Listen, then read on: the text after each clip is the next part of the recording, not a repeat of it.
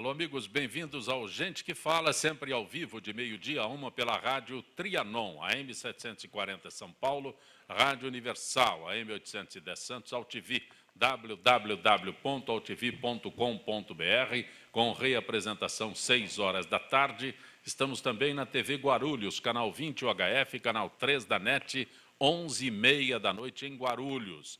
Acesse nosso blog, conheça nossos colunistas e colaboradores, gentequefala.com.br, nossa fanpage, Facebook/programa Gente que Fala. Para você participar, chat no site da AltV, o WhatsApp é 974012235 e um telefone à sua disposição, São Paulo, 11 5052 6622.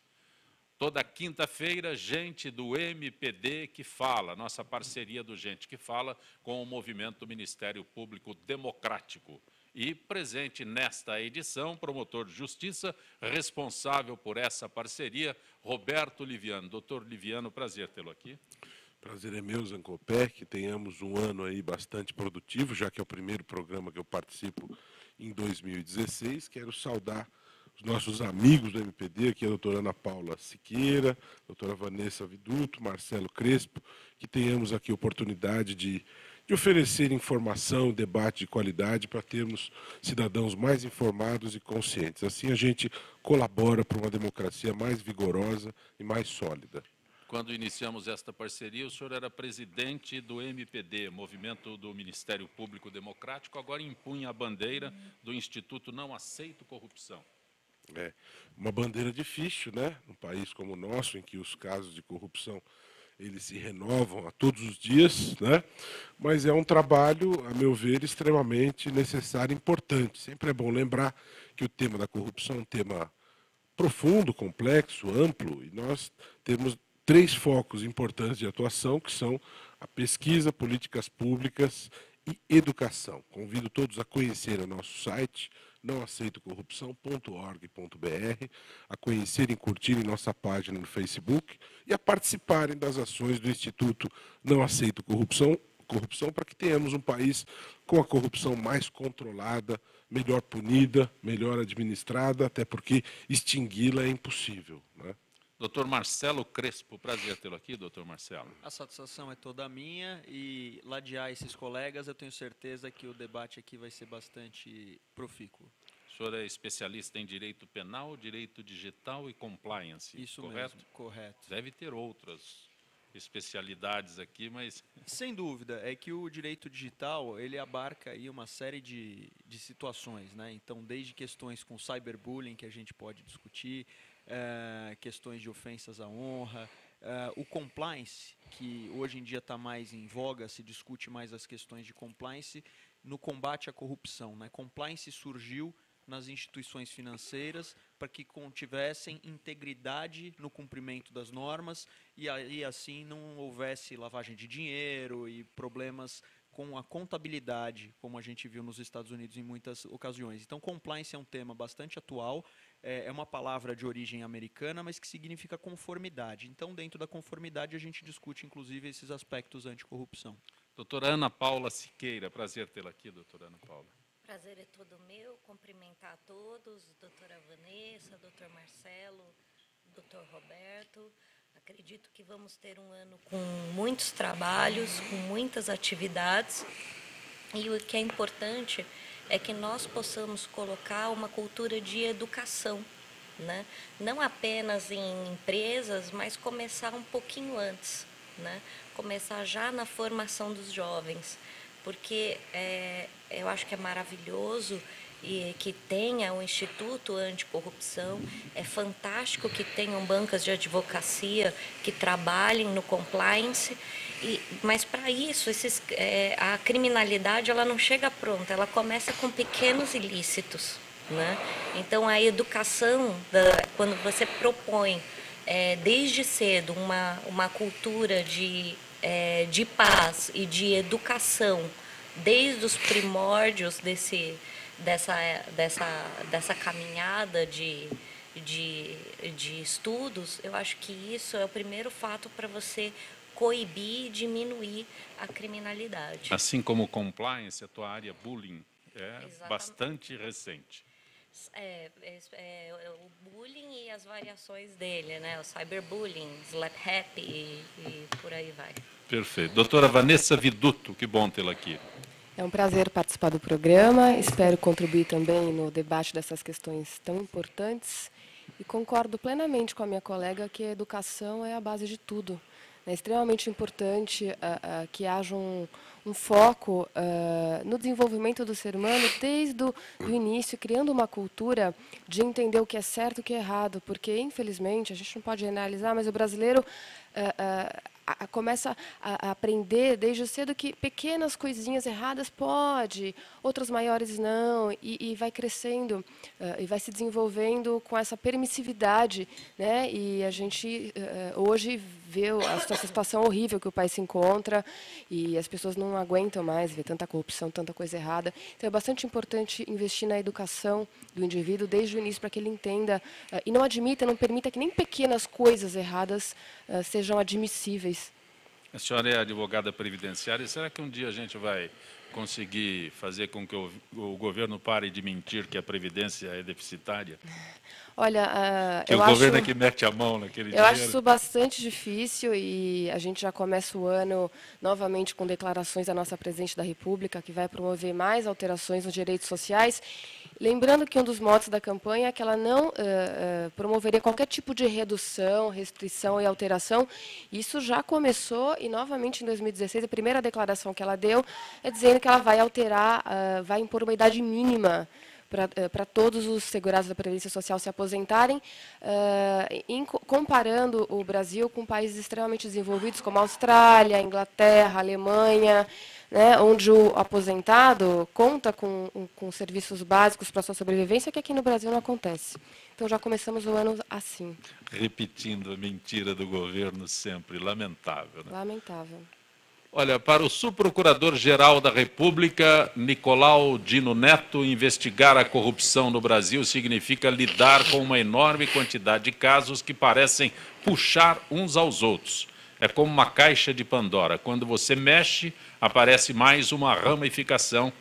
E ainda atualmente é o Ministério Público Federal que investiga diretamente 26 mil casos. É isso mesmo, até parei, porque 26 mil casos de corrupção e no ano passado propôs mais de 2.000 ações contra acusados de enriquecimento ilícito e outros crimes relacionados.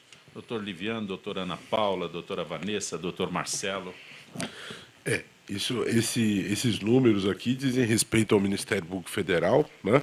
sem deixar de lembrar que, fora desses casos, nós temos os casos investigados na esfera estadual, né? Onde nós temos aí mais de 13 mil membros do Ministério Público cuidando disso. E essa é uma questão, alguns aspectos que eu queria comentar sobre essa notícia. Primeiro, pesquisa do Datafolha, que foi divulgada em dezembro, que aponta pela primeira vez o problema que mais inquieta o brasileiro é o problema da corrupção. Mais do que a saúde, mais do que a educação, mais do que a segurança, mais do que o saneamento básico, mais do que a moradia. Isso tem um significado importante porque, de um lado, se nós temos a sensação de que a corrupção é endêmica, espalhada, realmente angustiante, exasperante, por outro lado, nós vemos as pessoas adquirindo um grau de consciência e preocupação em relação ao tema que é inédito, né? E nós vamos ter, neste ano de 2016, que está começando agora, um momento importante nesta evolução histórica do país, nessa nossa jovem democracia ainda, que são as eleições, né? Porque muito se fala em punição, em melhoria do processo, e sem dúvida isso é importante, mas nós precisamos de consciência política na hora do voto, né? E as pessoas muitas vezes votam impelidas por outros fatores, e não a promoção do bem comum. Né? Votam impelidas por propostas indecorosas até, venda de votos que ainda é comum, uso da máquina que ainda é comum no país, nas mais diversas esferas. Né?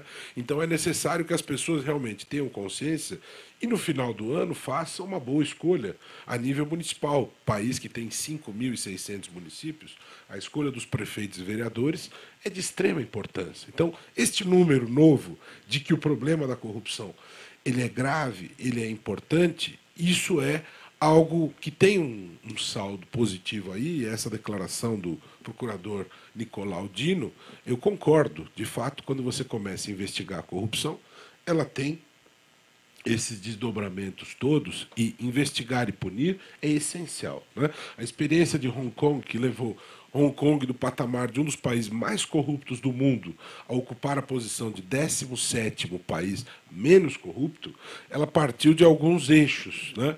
E um deles, qual foi? Boa investigação e boa punição da corrupção.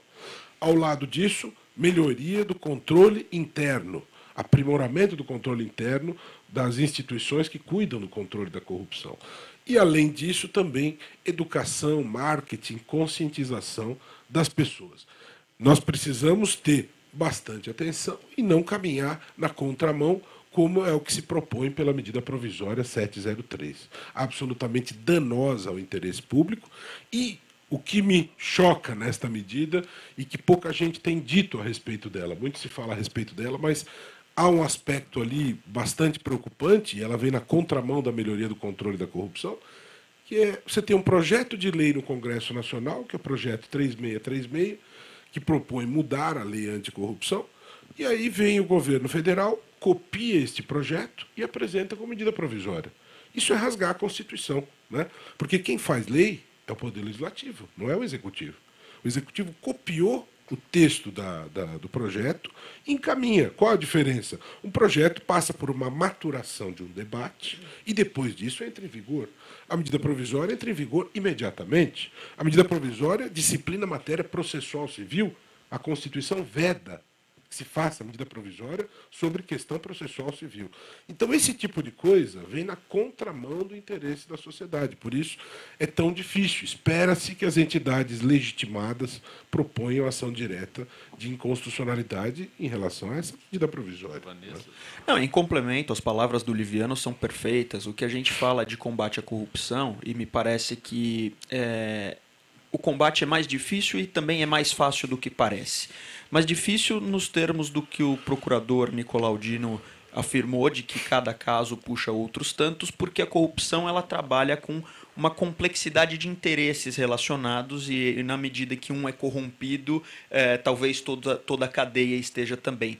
Mas eu entendo que o combate à corrupção também é mais fácil do que parece, porque ela começa em casa. Não adianta a gente querer um presidente melhor, um governador melhor, um prefeito melhor e admitir que nossos filhos colhem na prova e fique tudo bem, que assinem a lista de presença na faculdade quando não estão presentes e tenham lá presença e cursem. Veja, o combate à corrupção começa com o combate a essas pequenas corrupções. A não estacionar o carro no lugar de deficiente, se você não tem. É educação moral e cívica. Isso a gente tinha como uma matéria na escola um tempo atrás, não é? Então precisa partir disso. E algumas pessoas... Você fala isso, as pessoas um pouco ficam tremendo, porque dizem que esse termo é um termo da revolução. Não, é um termo da educação. Revolução não golpe. Não importa o termo não, que você usa. É coisa não, mas não importa. É um termo de educação, não é? Que eu tive na escola. Não pertence a ninguém. Não, exatamente, que eu tive na escola e a matéria, até segundo o meu entender, foi transmitida sem um viés ideológico que comprometesse. Mas o problema não é esse. O problema é o seguinte, as pessoas estão muito acostumadas a dizer que não gostam de política, não querem se envolver, e especialmente quem mora, por exemplo, em condomínio, não costuma participar das reuniões de condomínio, para eleição do síndico e tudo mais. Quer dizer, você precisa começar a fazer um mundo melhor onde você vive, né? Com seus vizinhos, né? Se você tiver uma comunidade, um condomínio, todo mundo participa, o condomínio está limpo, as contas são saneadas, a eleição é democrática, os debates são respeitados. Quer dizer, a gente precisa de pequenos núcleos espalhados por toda a sociedade para ter esse combate à corrupção. Verdade. Comprometimento, né? Fazendo um pequeno gancho aqui do Dr. Liviano em relação às medidas provisórias, na minha área especificamente, eu posso dizer que nós assistimos o tempo inteiro a Presidente da República legislando em matéria previdenciária e alterando questões extremamente relevantes relativas à aposentadoria, pensão por morte, através de medida provisória, sem um amplo e necessário debate do Congresso Nacional e essa importante maturação dos projetos de lei. Do dia para a noite, a Presidente da República sanciona uma medida provisória, mudando completamente a legislação previdenciária, pegando as pessoas desprevenidas e trazendo alterações extremamente importantes, inclusive restringindo direitos. Isso é um verdadeiro Se absurdo. banalizou, a medida provisória se banalizou e ela não é mais provisória. Né? Sem dúvida, e não cumpre o requisito constitucional da relevância e urgência. Sem a relevância e sem a urgência, sem a relevância e sem a urgência, né? Requisitos básicos de uma medida provisória, obviamente que, e sem contar outros aspectos de ordem material da própria do próprio texto, já trazem a inconstitucionalidade correlacionada com eles. E eu acredito que seria muito bom se a gente começasse a levar esses debates anticorrupção, né, nesses moldes, né, mas numa linguagem um pouco mais simplificada para o público infantil. Porque muitas vezes se acha que criança não possui a maturidade para compreender. Né? Obviamente que nós não vamos falar de aspectos legais e nem de dispositivos legais, mas criança sabe muito bem o que é certo e o que é errado. Né? Ela sabe muito bem quando ela errou e quando ela acertou. E muitas delas erram porque copiam o exemplo dos pais. Então, muitas vezes os pais estão clamando por moralidade, estão clamando por uma seriedade e estão lá baixando música pirata, programa pirata, isso dentro da casa. Né? Nem precisou sair da porta da casa e ele está lá cometendo... Muito bem colocado. Tão simples. Exatamente, e dentro da própria casa. Né? E se você não tem a postura dentro da sua própria casa, você vai exigir o que o seu filho vai fazer fora. Então, e não adianta, criança e adolescente, ele vai seguir o quê? O espelho que ele tem. Doutor Liviano, quando o senhor se referiu a eleições municipais e uma possibilidade, eu já imagino aquele cidadão que, quando você diz, você pode votar em mim, ele fala, eu ganho o quê? Exatamente. Se o dia que a gente conseguir mudar essa resposta... E aí eu lembro do slogan do Movimento de Combate à Corrupção Eleitoral, que o voto não tem preço, tem consequências. Né? As pessoas precisam ter esse conhecimento. Eu só quero fechar essa questão aí, fazer uma provocação aos meus colegas de bancada aqui, que o Instituto Não Aceito Corrupção representou o Procurador-Geral da República para que ele proponha a ADIM. Mas eu lembro que a OAB é colegitimada. Né? Como nós temos 3 próceres aqui da advocacia, que eles estimulem os líderes, né? No caso a OAB Federal, a cumprir o seu papel tão importante para a história do país, de luta por direitos. Né? A OAB, que agora está empoderada com a nova lei que lhes permite acesso às investigações, a OAB teria uma belíssima oportunidade de reafirmar o papel da Constituição como carta política garantidora de direitos, interpelando o Poder Executivo Federal em relação a esta desastrada medida provisória que se usa o argumento de garantir emprego. Daqui a pouco, para garantir emprego, então, você não pode mais punir o tráfico, porque você pode gerar o desemprego dos excelentíssimos distribuidores de cocaína. Você não pode mais processar assassinos, porque você vai deixar sem salário pistoleiros. Né? Então, essa questão de garantir o emprego a todo custo, aliás, vai entrar em seguida o tema da repatriação aí, que é uma outra vertente dessa mesma questão. Então, líderes da advocacia que estão nessa bancada, estimulem a OAB Nacional a propor a DIN contra a MP 703.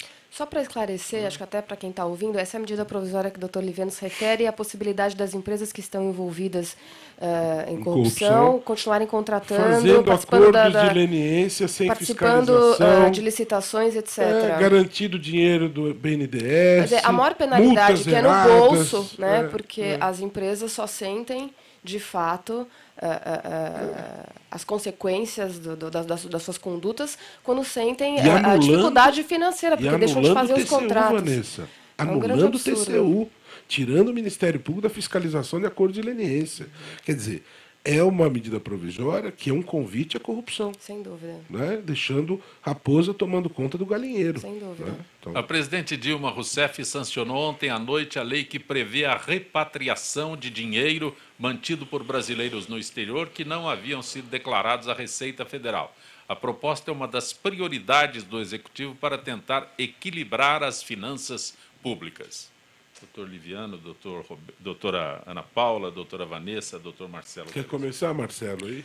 Eu acho que o primeiro comentário e mais evidente a respeito dessa lei é que eu já percebi muita gente criticando, dizendo que isso vai anistiar, enfim, dinheiro criminoso, não é? Em primeiro lugar, a gente precisa pensar que muitas vezes uma anistia, né, para determinadas situações, ela é aceitável em outros aspectos, sem necessariamente a gente falar na parte financeira. Alguém aqui já deve ter ouvido falar em questões de construção. Você tem um terreno, você constrói uma metragem maior do que autorizada pelo poder municipal, por exemplo, e isso é motivo, inclusive, para multa, para o embargo de obra e tudo mais. E muitas vezes a municipalidade vem e acaba anistiando para você poder regularizar algo que você fez de forma equivocada. Fazer isso com a repatriação do dinheiro não me parece moralmente questionável, como eu tenho já visto esses primeiros comentários. Agora, evidentemente, a dificuldade é de esclarecer quais os recursos foram para fora que não são ilícitos, porque na medida que eles não foram declarados por algum motivo. E tirando um motivo muito ingênuo de um esquecimento de declaração de um bem ou um valor que está lá fora, não foi declarado por quê? Então, justamente o X da questão é entender quais valores estão lá fora e por que esses não são considerados ilícitos, enfim, a ilicitude ou licitude desses recursos. Ana Paula. Diga, Ana Paula, desculpa. Não, por favor. Este projeto ele passou por muitas mudanças. Eu não tenho condição de fazer afirmações precisas sobre detalhes, porque houve a sanção ontem. Mas era uma bandeira do ministro Joaquim Levy, em agosto do ano passado. É verdade. Eu quero fazer minhas palavras do Marcelo, em relação principalmente a essa questão da origem, porque eu acho que a ideia em si de você conceder a anistia uma questão administrativa, de você legitimar um dinheiro que, às vezes, o sujeito está com medo do que vai acontecer política, economicamente no país. Então, ele pega a sua economia de toda uma vida e manda para fora e deixa o dinheiro lá e não declarou. É uma situação que pode acontecer. Né? São pessoas que, pelas suas histórias de vida, podem fazer essa escolha. Né? Essa situação dessa pessoa trazer o dinheiro de volta e esse dinheiro girar a roda da economia não é uma aberração. Não é você anistiar isso e fazer com que a pessoa pague o tributo devido por essa operação. Até aí não há problema. O problema é o dinheiro, por exemplo, do tráfico, o dinheiro da corrupção, que foi parar lá fora, e, de repente, você dá a oportunidade de legitimar isso. Né? Simplesmente paga-se um X, então você tem lá 100 milhões de dólares de propina. Né? Então você paga 35% para o governo, né? É a taxa sobre a propina, né? E aí você vê na própria notícia, busca para equilíbrio das finanças públicas. Então você equilibra finanças públicas legitimando dinheiro ilícito. Né? Então você veja que me gera a sensação de um vale-tudo, né? Que os fins justificam os meios. 18 de dezembro, medida provisória 703, com o suposto argumento de destravar a economia, de garantir empregos, sendo que o artigo 5º da Convenção da OCDE, que é a origem da lei anticorrupção brasileira, diz expressamente: não se pode deixar de punir a corrupção empresarial sob o argumento de dano à economia.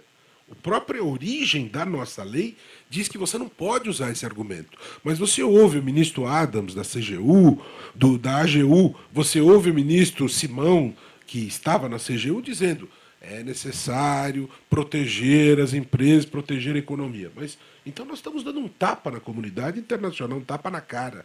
Porque a origem da lei brasileira é essa. Portanto, o que me preocupa, e eu vejo um ponto de tangência aí. Lá se falou em proteger emprego, proteger economia, agora se diz equilíbrio das finanças. Então, essa coisa do vale tudo, e essa sensação do desgoverno, né, da falta de políticas públicas planejadas, dosadas, desse oportunismo, como a Vanessa mesmo relatou em questões previdenciárias, você usar a medida provisória, que é uma deturpação do sistema, isso é para situações emergenciais. Isso me preocupa porque me transmite uma sensação de absoluta insegurança jurídica, né? De absoluto desrespeito aos direitos, de absoluta hipertrofia do Poder Executivo. ele manda. Onde é que fica o legislativo? Onde é que fica o judiciário? Quer dizer, todo mundo está andando a reboque das vontades, dos impulsos de momento do Poder Executivo. Isso é altamente preocupante, né?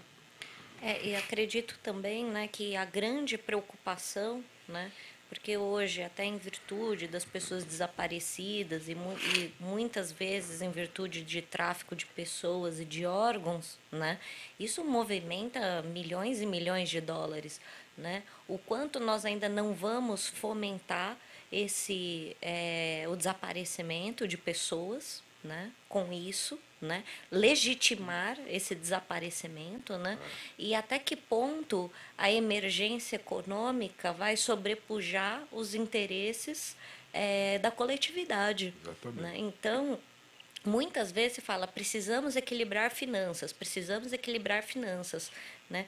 Até o Dr. Marcelo vai poder me auxiliar quando se trata de direito digital. Hoje nós temos o SPED fiscal, SPED contribuições, e hoje nós temos o quê? O governo federal, não o governo federal, né? Mas nós vemos autos de infração que são feitos por amostragem já por esses arquivos. Então, você não faz mais uma análise de toda a vida do contribuinte, você faz uma amostragem e autua ele pelo ano inteiro. Isso é possível? Isso é viável? Isso é lícito? Né? É claro que não. Você faça a autuação em cima do que você efetivamente analisou. Né? Então, agora, só que a ânsia, né, da arrecadação, às vezes é muito melhor você já colocar uma sanção rápida e falar, não, pode pagar, paga rápido que eu te dou 70% de desconto. Então, você ainda vai fazer a pessoa, o empresário, pagar, né, por alguma coisa que não deve, né, porque foi feito por amostragem, isso sequer foi olhado, e aí você tem a outra contrapartida falando que tem que se proteger a integridade das empresas.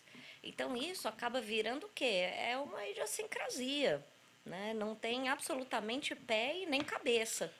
Lembrando que se o governo quer cobrar dos cidadãos uma postura ética e cumpridora das leis, ele também precisa ter o exemplo, né? E não surpreender as pessoas com medida provisória, com expedientes como esses. É difícil para o governo. Doutor Liviano, o senhor que é promotor de justiça, o Ministério Público de São Paulo quer criar promotorias de justiça regionais para concentrar temas complexos como saúde, educação e meio ambiente. Medida foi liberada por mudança na lei orgânica sancionada pelo governador Geraldo Alckmin. Olha, eu sou favorável à ideia da especialização. Aliás, no ano passado eu me candidatei ao Conselho Nacional de Justiça para representar os ministérios públicos estaduais, e uma das bandeiras que eu defendi é a importância da especialização da justiça para dar uma melhor resposta do sistema de justiça ao tema da corrupção.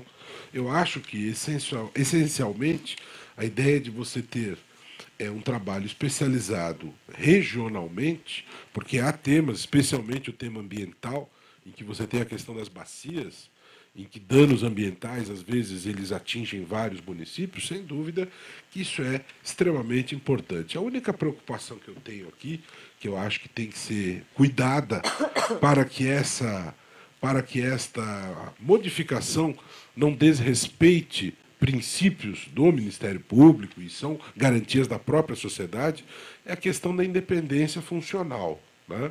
O promotor tem a sua independência e nós não podemos, em nome da ideia da modernização, da regionalização e da especialização, desrespeitar esta independência, que é uma garantia, mais até do que o promotor, é uma garantia da sociedade.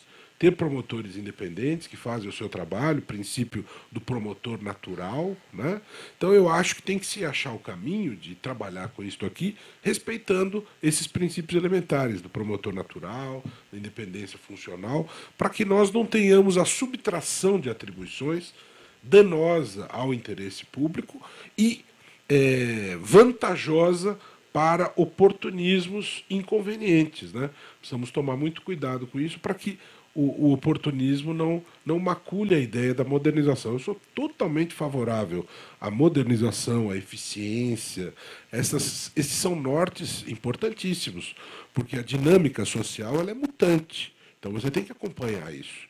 Você não tem que ficar apegado a modelos antigos e resistir às mudanças como algo danoso, perigoso e assustador. Isso é importante, desde que você garanta esses princípios elementares. Aí. Perfeito. Como toda quinta-feira, gente do MPD que fala, esta parceria que nós mantemos com o movimento do Ministério Público Democrático, gente que fala retornará em instantes.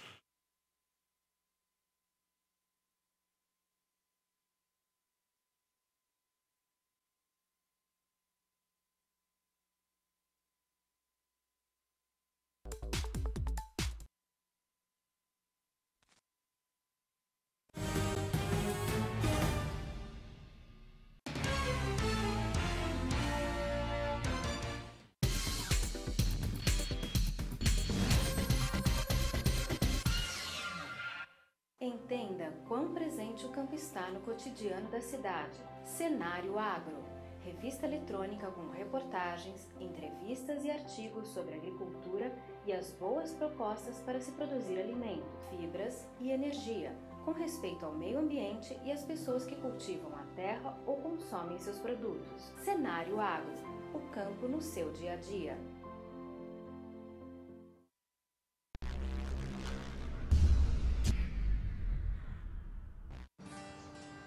Espécies da Mata Atlântica. O Parque Nacional da Tijuca fica no coração do Rio de Janeiro e no coração do parque fica a Floresta da Tijuca, a maior floresta urbana do mundo, com uma extensão de 3.953 hectares de Mata Atlântica. Aqui existem várias espécies, cada uma com um importante papel no ecossistema. O Pedro é uma delas. Essa espécie de hábitos diurnos é fundamental no reflorestamento e na limpeza da mata. Além disso, o Pedro é uma espécie extremamente sociável e gosta de andar em grandes grupos. Esse programa foi criado para dar oportunidade aos visitantes a conhecer melhor o parque, participar da manutenção de trilhas do parque e criar uma consciência ambiental nos visitantes que vêm aqui no parque. E passar a questão da sustentabilidade, você preservar para as gerações futuras. As atividades principais são a manutenção de trilhas, que consiste basicamente na colocação de placas, a retirada de resíduos das trilhas, orientação aos visitantes, plantação de mudas, de espécies nativas. São várias atividades que fazemos aqui dentro do programa voluntariado que melhoram a condição das trilhas para os visitantes do parque. Espécies como a do Pedro são essenciais para manter o equilíbrio da Mata Atlântica. E você, a sua espécie já está catalogada? Acesse gpsmataatlântica.org.br e mostre como a sua espécie protege a Mata Atlântica.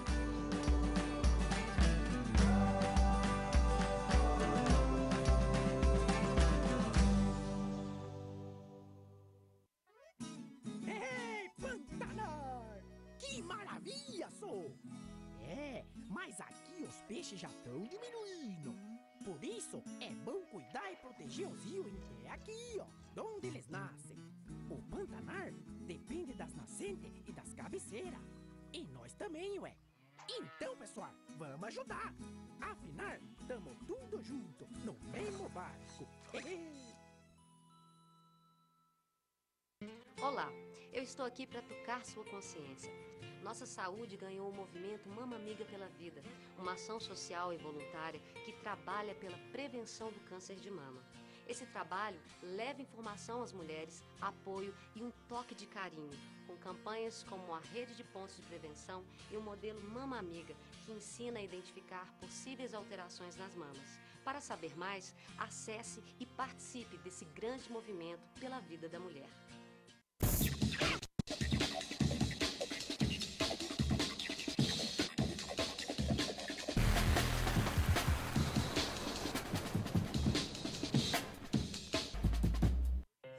Na última década, os transplantes de órgãos cresceram 84%. As cirurgias cresceram 619%. E os atendimentos de urgência cresceram 627%. As doações de sangue precisam acompanhar esse crescimento para atender a milhares de pessoas que dependem da sua solidariedade. Esse gesto está em suas mãos. Seja para quem for, seja um doador. Procure um Hemocentro mais próximo.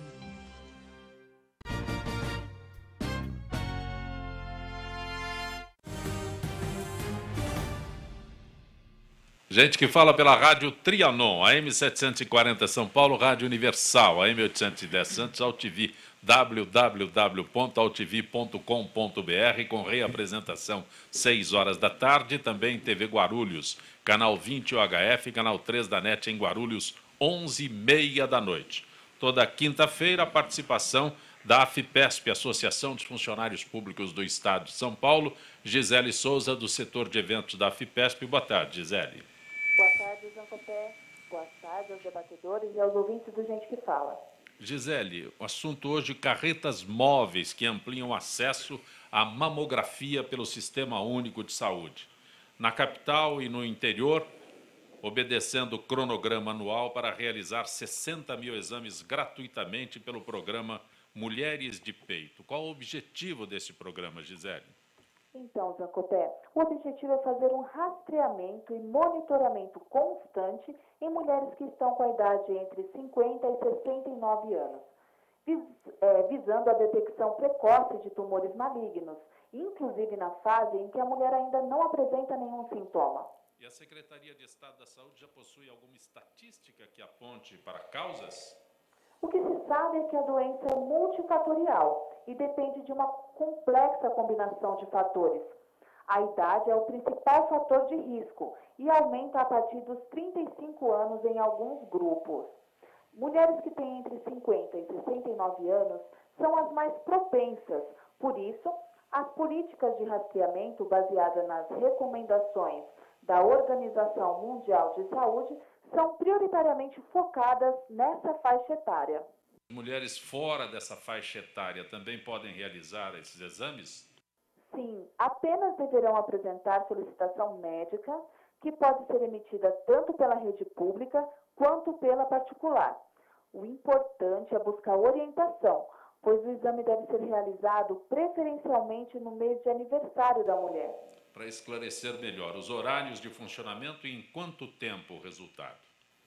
As unidades móveis de mamografia contarão com uma equipe multidisciplinar composta por técnicos em radiologia, auxiliares de enfermagem, funcionários administrativos e um médico especialista em ultrassonografia. As mulheres serão atendidas de segunda a sexta-feira, das 10 horas às 20 horas e aos sábados, das 9 horas às 13 horas. As imagens captadas pelos mamógrafos serão encaminhadas para o Serviço Estadual de Diagnóstico por Imagem. O resultado sairá em até 48 horas. E caso seja detectada alguma alteração no exame, as pacientes serão contatadas pela Secretaria para realizar biópsia, guiada por ultrassom ou outros exames complementares. Havendo sinais de câncer maligno, a mulher será encaminhada imediatamente a um serviço de referência do SUS para fazer o tratamento. E para mais informações, podem ser encontradas no portal www.saude.sp.gov.br. Gisele, agradeço mais uma vez a gentileza da AFIPESP com o nosso Gente que Fala. Um abraço, Gisele. Um abraço, Zancopé. Boa tarde a todos os ouvintes de Gente que Fala.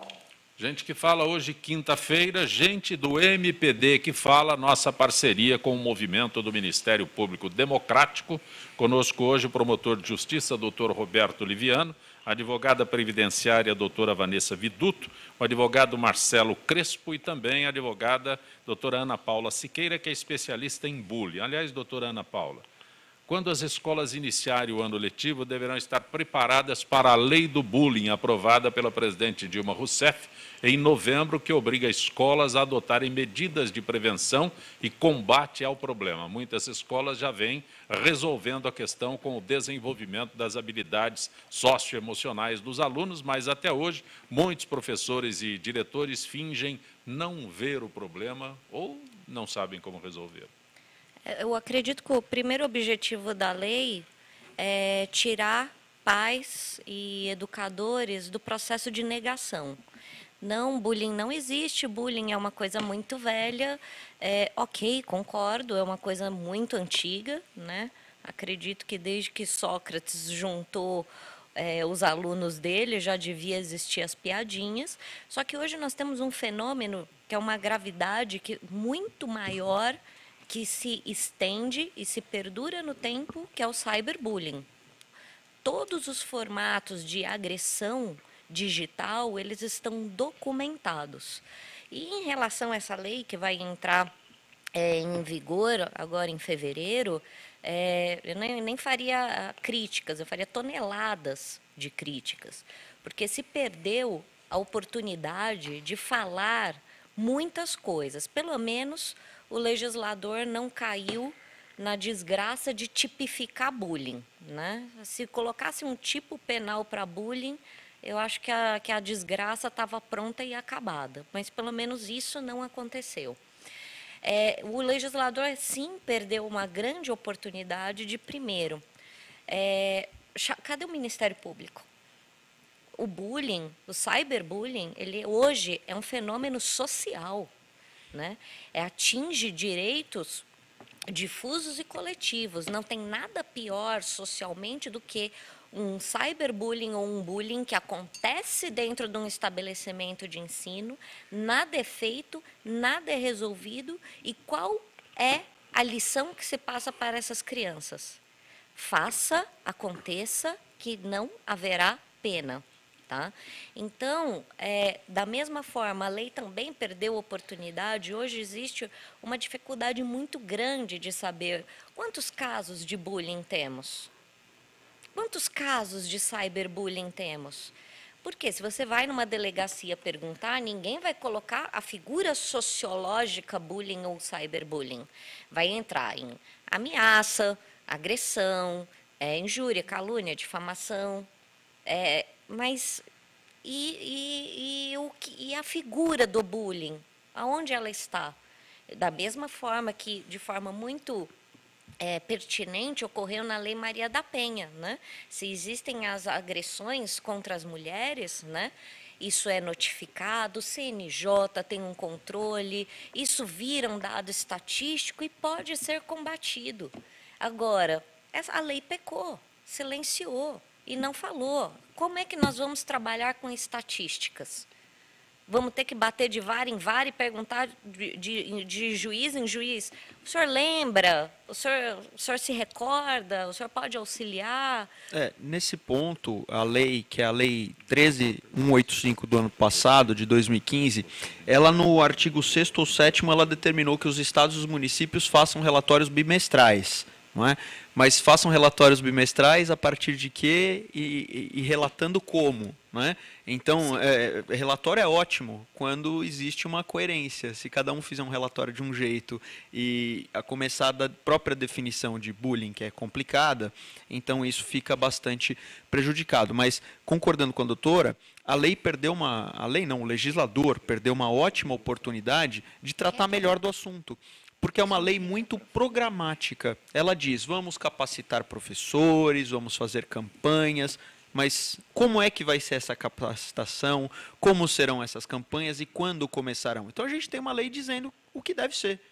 Mas se a gente parar para pensar com os olhos para a Constituição, com os olhos para o Código Civil, nós já temos dispositivos dizendo que as pessoas devem respeitar umas às outras, que não deve haver esse tipo de assédio, não é? Então, o problema não é dizer o que precisa ser feito, é fazer, é a mão na massa. Eu costumo dizer que o Brasil tem muita lei, o pessoal reclama, fala, não tem lei para isso, não precisa uma lei para tudo, precisa de execução. E muitas vezes a execução quem vai dar é o poder executivo, não é? Doutor Liviano, a doutora Ana Paula perguntou, onde está o Ministério Público? Na lei. Não, eu entendi. Na lei, porque é ativa. Perfeito. Felizmente, no estado de São Paulo. Perfeita a tua colocação, mas. As colocações. Melhor indicado que o doutor Liviano neste momento. As colocações da Ana Paula e do Marcelo foram super importantes. E eu acho que a análise dessa notícia ela é relevante para a gente mostrar para as pessoas o seguinte: mais uma vez, no Brasil, se faz lei na base do oportunismo, do casuísmo, sem debate, né? Então, no Brasil, você tem um hábito de produzir leis sem envolver na discussão as pessoas que entendem do assunto, né? a colocação dela, e veja, ela não é do Ministério Público, mas ela entende do assunto. Quem tem mínimo conhecimento sobre isso sabe que esta matéria ela afeta ao Ministério Público. Como é que você pode disciplinar? Este é um assunto que, como ela bem colocou, é um assunto antigo, e nós temos desde 88 a constitucionalização do papel do MP na defesa dos direitos difusos e coletivos. Como que eu posso construir uma política pública de combate ao bullying sem envolver, sem falar, sem tratar do Ministério Público aqui? Que aqui nós estamos falando, em última análise, quando você pensa nisso aqui, nós estamos falando da proteção da infância e juventude, né? E quem que é o protagonista da defesa da infância e juventude no país? É o Ministério Público. Sim. Como é que você vai estruturar regras em relação a isso sem ouvir o Ministério Público? Infelizmente, aqui no Brasil, você tem este mau hábito de produzir leis na base do oportunismo demagógico, na base do amadorismo, né? E você não ouve as pessoas certas que devem ser chamadas para essas discussões. E pelo que eu estou vendo aqui das informações, admito que não conheço profundamente esta matéria, mas por tudo que a Ana Paula disse, o Marcelo trouxe aqui, sem sombra de dúvida, esta é uma falha grave, né? Aqui nós temos este mau hábito. Agora, há pouco tempo atrás, o médico Jaime Gold, no Rio de Janeiro, foi atacado a facadas e morto, né? E todo mundo sabe que a segurança pública no Rio de Janeiro é deficiente, né? E este fato, ele desnudou isso. E desnudou há poucos meses das Olimpíadas. Ao invés das autoridades virem a público e admitir esses problemas, a solução que se encontra é desarquivar um projeto de lei que vai tornar o porte ilegal de faca crime, né? Como se isso fosse resolver as deficiências do sistema de segurança pública.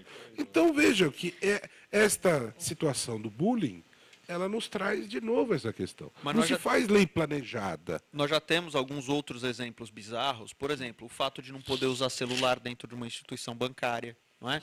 O fato de não poder utilizar um capacete num posto de gasolina. Então, muitas vezes, a lei ela não se preocupa, né? O legislador não se preocupa com a concretude efetiva de resolver o problema, fica buscando subterfúgio. Teve um mar de medicamentos falsificados jogados no mercado, e aí, para acalmar a fúria do povo reagindo àquilo, hoje você põe água ou shampoo anti-caspa, é 10 a 15 anos de prisão. Mata alguém, 6 anos. Põe água em shampoo, 10 anos. Né? Isto é fazer lei mata na base... as caspas é mais... A pena para quem mata as caspas então, aqui, mais... nesse tema tão importante socialmente para a infância e juventude e tal, isso deveria ter sido feito de uma outra maneira, né? E principalmente... Desculpa, eu não conheço a legislação e aproveito até para perguntar aos doutores, que são especialistas.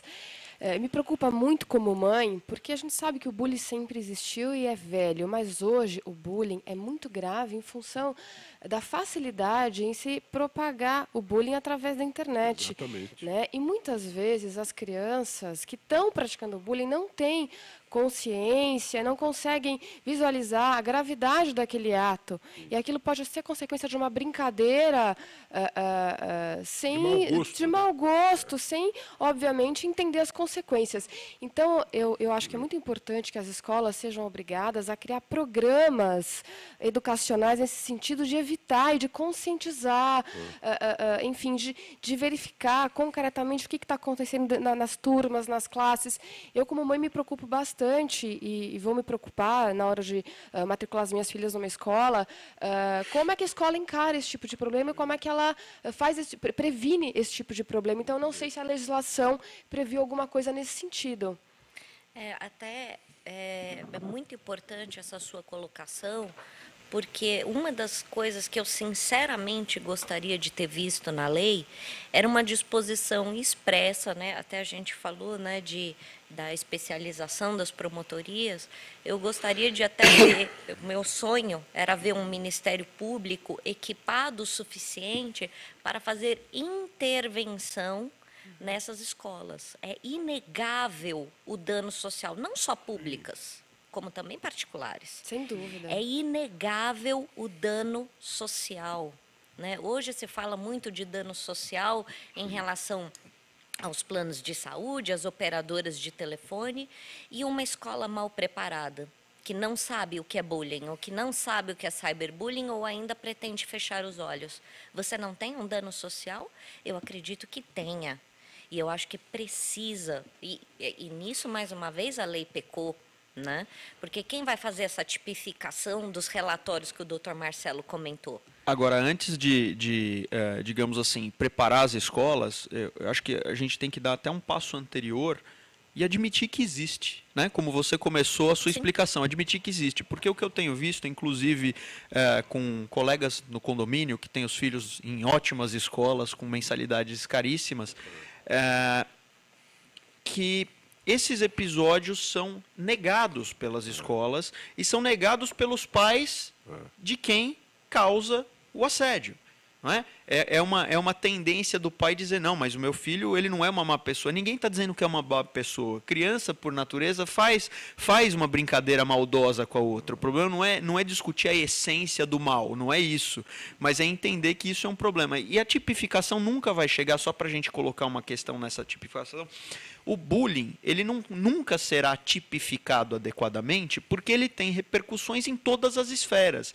Então a gente tem que entender o bullying como um fenômeno social que tem as repercussões em cada uma das esferas. Pode até constituir crime, pode constituir ato infracional, pode constituir uma situação de responsabilização civil. Então, isso precisa ficar bastante claro também, porque senão ficam achando que assim, mas eu não tenho uma definição do que é bullying, eu não posso tratar. Pode, é um fenômeno social de intimidação sistemática. Agora, colocar isso como um tipo penal... No nosso oportunismo legislativo, pode aparecer alguém de olho nas eleições que cria essa tipificação. Né? Não quiseram empastelar as pessoas com a PEC 171 para reduzir a idade penal, como se isso resolvesse todos os problemas até da galáxia. Né? É isso que foi vendido para as pessoas. Então, esse oportunismo legislativo é extremamente perigoso. Aparece alguém, agora encontrou a reinvenção da pólvora, né? Então vem, mostra como é que faz. Então essas colocações técnicas da Ana Paula e do Marcelo são importantes para mostrar que as pessoas precisam estar com os olhos abertos. E só fechar, o MPD vai promover uma mesa de discussão neste semestre sobre o cyberbullying, né? Teremos a participação da Ana Paula, vamos convidar o Marcelo também, que enriquecerá muito essa discussão. Esse é um tema que precisa ser discutido. É um tema novo do direito, importante. Né? Doutora Vanessa, a senhora que é advogada previdenciária, não posso perder a oportunidade em que está aqui no nosso Gente que Fala.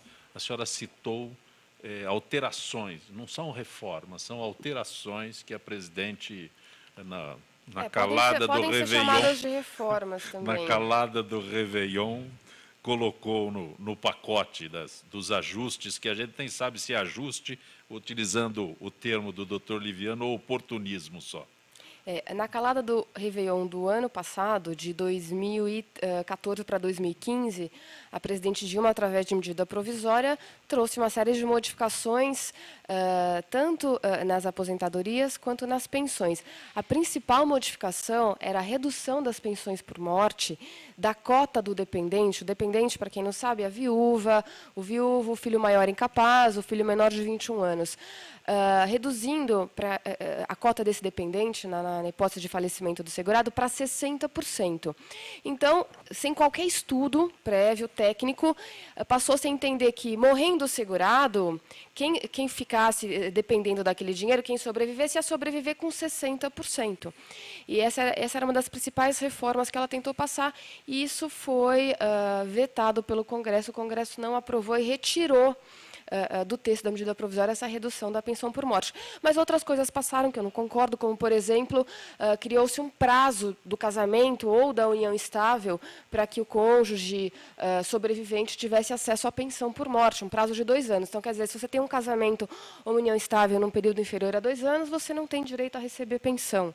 Eu acho que isso é um grande absurdo, né? Trouxe uma distinção, a meu ver, sem qualquer sentido.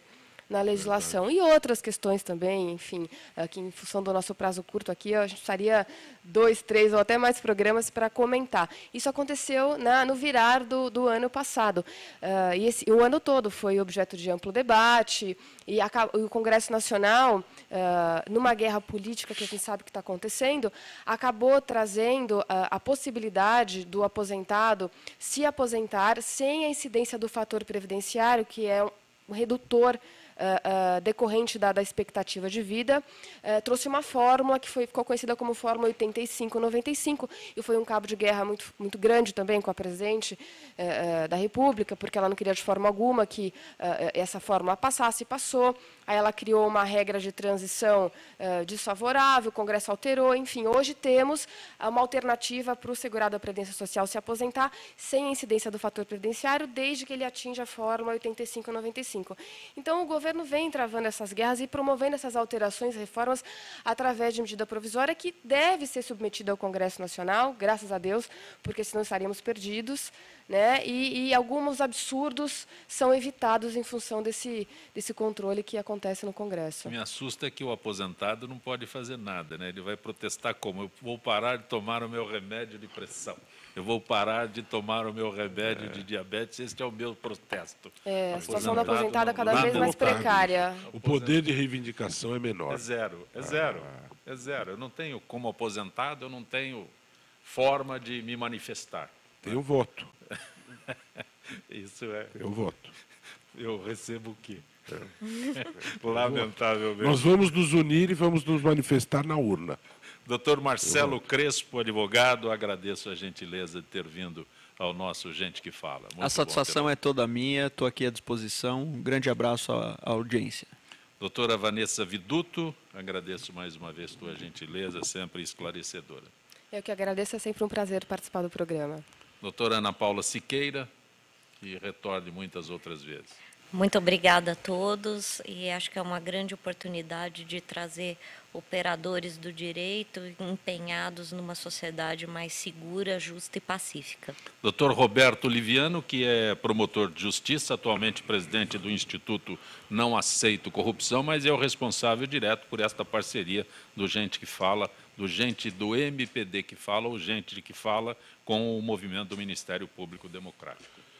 Eu quero aqui mandar no ar, ao vivo, um abraço ao querido Fausto Camunha, que dirige esse programa, e dizer que nós esperamos que essa parceria se mantenha, né? Porque ao longo do ano de 2015 pudemos discutir assuntos aqui de extrema relevância e acho que distribuímos informação de boa qualidade para as pessoas poderem entender melhor aquilo que está se passando. Então, tomara que nós possamos prosseguir, continuar, agradecer os nossos convidados, amigos do MPD, que sempre enriquecem esse programa, e um abraço a vocês, Ancopé, que sempre dirige com extrema habilidade, serenidade, inteligência e cultura esse programa, que possamos seguir em frente aí e construindo mais debates, mais discussões e colocando uma pedra no sapato de alguns aí que não querem que as pessoas sejam bem informadas. Né? Será muito bom. Gente que Fala tem a direção-geral do jornalista Fausto Camunha, diretora de produção Zenilda Salvato, redação Raela Brandão, Pedro Schiavon, na pauta José Carlos Sicarelli, produção cultural Ricardo Godoy, na rádio Trianon, Benebenê, Cléo Rodrigues, Neildo Neres, Ricardo Valim, na direção da TV Guarulhos, Fernando Mauro, na direção da UTV Alberto Loquete, na técnica James Eduardo, Marcelo Fontan, Sérgio Oliveira e Iago Matsumoto. Estaremos de volta amanhã, meio-dia. Gratos, até lá.